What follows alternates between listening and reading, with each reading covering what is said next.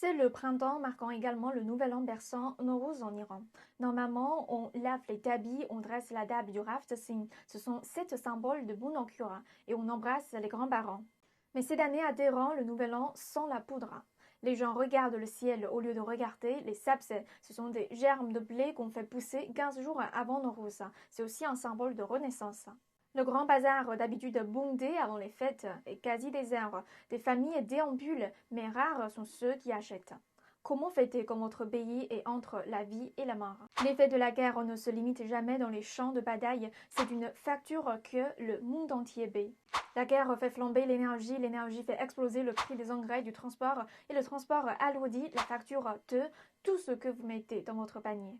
Chaque explosion au Moyen-Orient ébranle la chaîne d'approvisionnement mondiale et à l'arrivée, ces secousses se transforment en une seule conséquence.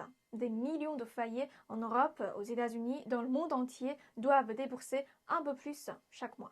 Le FMI souligne que la flambée de l'énergie pose des risques sérieux en matière d'inflation. Selon un nouveau rapport de la FAO, la hausse des prix de l'énergie liée au conflit a entraîné une augmentation brutale des coûts des engrais. Le prix de l'urée en Europe ayant grimpé de près de 20% début mars, ce qui augmenterait les coûts agricoles mondiaux et les prix alimentaires. Mais pendant ce temps, certaines personnes privilégiées vivent dans un monde parallèle, un Eldorado me dira.